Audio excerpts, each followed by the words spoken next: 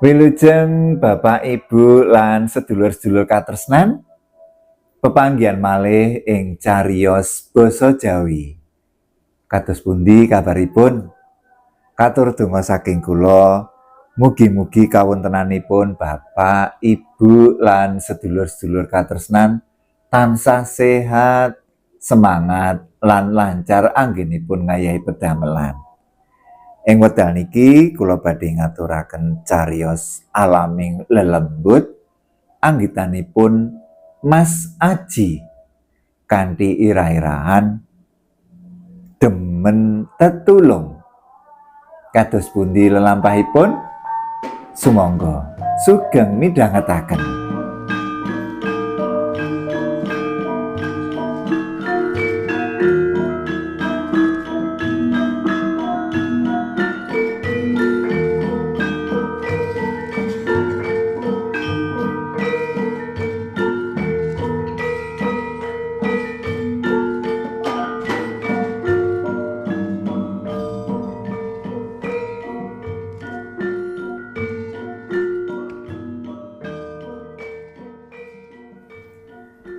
Tradisi keluargaku ing kampung saben dina riyaya Idul Fitri padha nglumpuk silaturahmi. Nalika bapak, ibu isih sugeng, putra wayah padha sowan sungkeman, nyuwun pangapura lan tambahing pangestu. Aku sak keluargaku biasane teka luwih dhisik. Sedeng adik-adikku sing adoh-adoh, utamane sing ana njaban kutha rada telat sawetara. Ngiras nostalgia niliki kutha kelahiranku Madiun, aku orang nglalekake mampir Masjid Agung sing ana kulone alun-alun. Sabubare salat tahiyatul masjid, aku tengok-tengok ana serambi masjid karo nyawang lan nikmati sekolahan Islamiyah sing dumunung ana pelataran masjid kauman iku. Ujare salah sawijining ustad sing tak ajak omong-omong bab sekolahan kasebut, saiki sekolah Islamiyah kauman iku dadi sekolahan sing favorit. Putra-putra pejabat lan tokoh-tokoh masyarakat padha disekolahake ana sekolahan kono. Ora sronto, aku banjur nyambung rembug menawa aku iki ya titiki Madiun. Wiwit taun 1954 ninggalake kutha kelahiranku, malah aku iki uga abitureyen sekolahan Islamiyah iki. Aku isih kelingan guru-guruku sing tak hormati. Almarhum panjenengane Bapak Sutomo, Pak Mulyono, Pak Sujono, Pak Ridwan lan liya-liyane. Nalika iku aku prihatin banget marang panjenengane, ya kuwi guru-guruku kabeh. Awit wektu iku akeh para yai lan guru-guru ngaji sing padha diangkut nganggo truk menyang Dungus dening PKI Musa. Deg-degan atiku, wusana dadi lega. Bareng liya dina wetara jam 10 esuk, tentara Siliwangi mlebu kutha Madiun. Ana sawetara tentara Siliwangi kanthi persenjataan lengkap mlebu menyang sekolahanku. Bapak-bapak guru padha muwun rerangkulan karo tentara mau. Padha muji syukur marang ngarsaning Gusti Allah dene bisa luar saka bebaya kang gegirisi. Sawise keluarga kabeh wis padha sungkeman marang eyang lan para pinisepuh, aku banjur kandha menyang sedulur-sedulurku kabeh minangka kanggo tetenger kepriye yen awake dhewe iki mbangun masjid sing biayane gotong royong sedulur-sedulur kabeh. Kabeh padha sarujuk lan netepake aku kang dadi ketua paguyuban. Bareng rencanane wis mateng, aku sowan Pak Lurah sarta rembugan karo tokoh-tokoh masyarakat. Kabeh uga padha nyarujuki. Alhamdulillah, watara 3 taun masjid sing megah ing desaku Rejosari Sawahan Madiun wis rampung.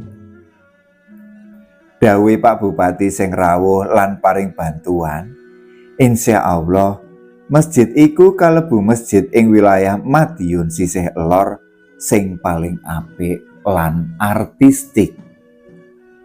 Takmir masjid banjur enggal-enggal nyusun kegiatan kanggo makmurake masjid.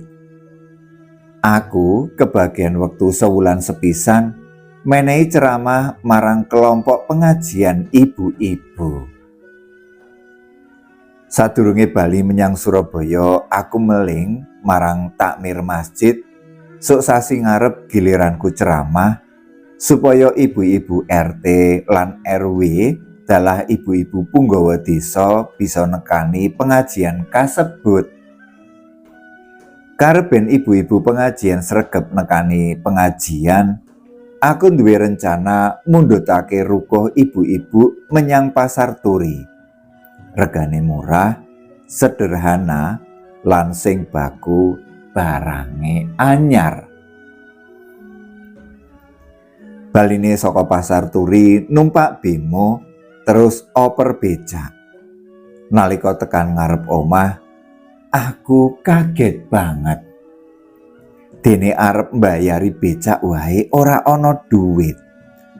Dompet ana sak celana mburi ora ana.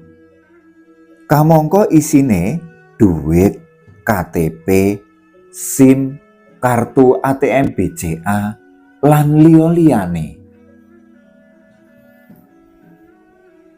Panggraitaku, dompet iki ilange ana pasar turi nalika suk-sukan wong akeh sawise aku tuku rukuh. Kareben ora gawe kagete keluarga, aku ora kandha sapa-sapa. Dina iku aku banjur lapor menyang kantor polisi. Banjur lapor menyang kantor BCA supaya rekeningku ana bank kasebut diblokir.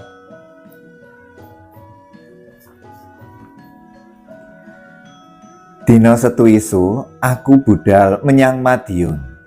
Awit dina malam minggune aku menehi ceramah lan pengajian ibu-ibu. Sakehe ibu-ibu remen penggalihe amarga bubar pengajian oleh dumduman rukuh gratis. Alhamdulillah. Dina Minggu isu aku bali Surabaya ngayahi tugas-tugas keagamaan ana kantor pusat pengembangan agama Islam Surabaya. Aku kaget banget. Sawise salat azhar ing musala omahku, nalika salam noleh ngener ngiwa, ana dompet gemletak ing dhuwure karpet cedhak karo olehku salat.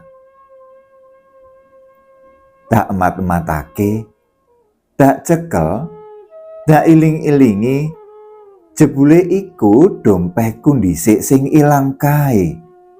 Isine tetep utuh, ora ana sing kecicir blas. Aku gumun, gek sapa sing nyeleh lan kapan? Yen mau utawa wingi, mesti wis ditemu wong liya. Lan nalika aku arep salat, kayane ya ora katon ana dompet.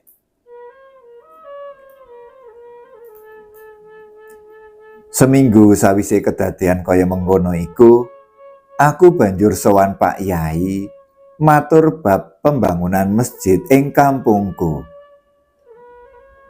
Durung rampung olehku matur, panjenengane mesem karo astane ngepuk-ngepuk pundakku karo ngendika alon-alon. Pangandikane mangkene, Gus, Sliramu bejo banget bisa nyengkuyung ngrigenake bangun masjid nganti dadi. Besok sliramu bakal digawekake omah ning swarga.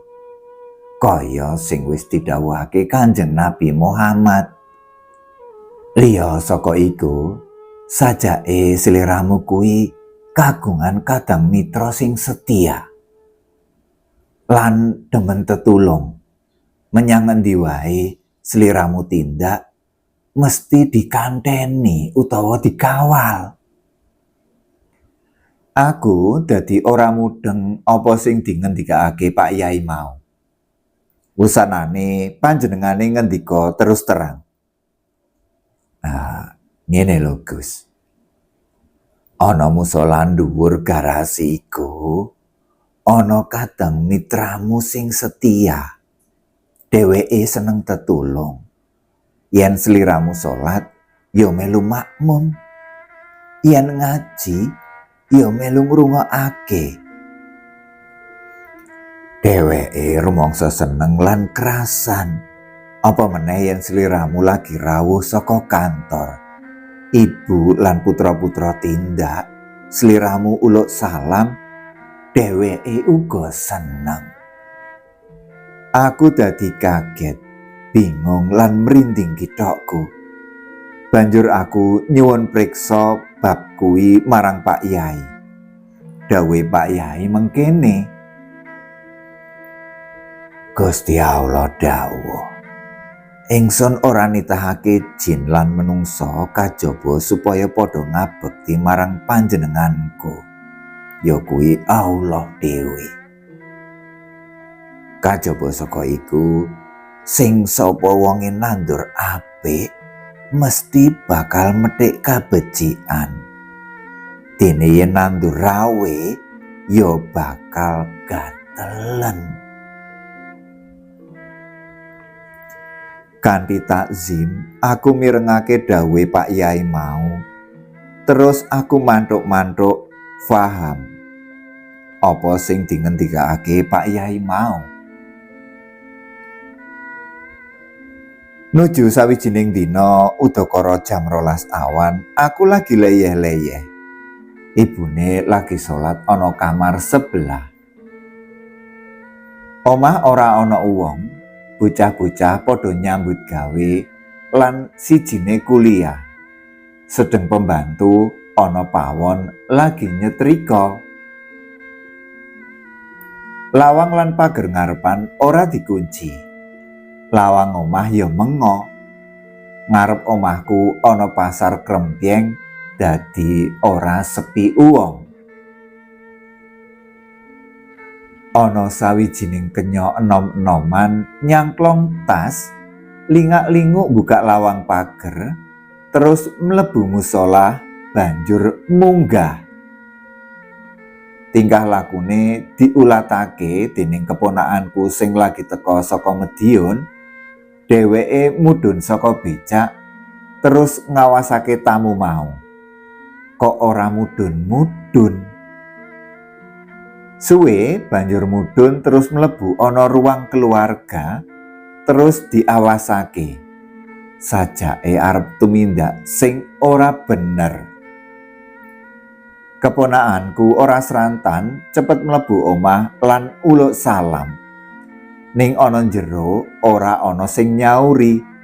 Tamune sing ora diundang banjur diteter, ditakoni sapa jenenge lan saka ngendi asale lan ngopo mlebu omah tanpa izin.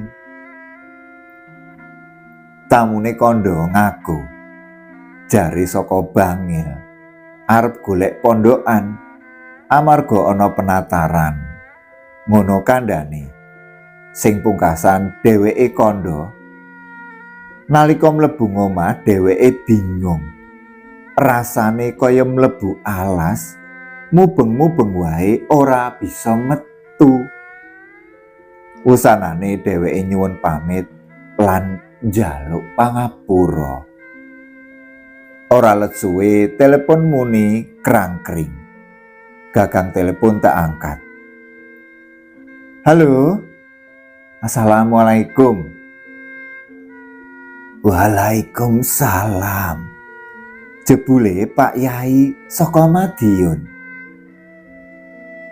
Piye Gus? Sajake ana tamu to? Ngono pitakone Pak Yai. Kasinggihan Pak Yai.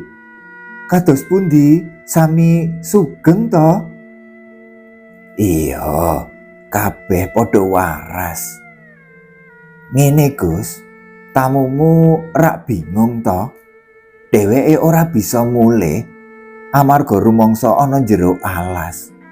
Apa bener ngono, Gus? Kasinggihan Yai, ngono wangsulanku. Eling to Gus, marang kadang mitramu sing setya. Ya dheweke mau sing gawe bingung lan ngubengake tamumu sing ora kok undang iku.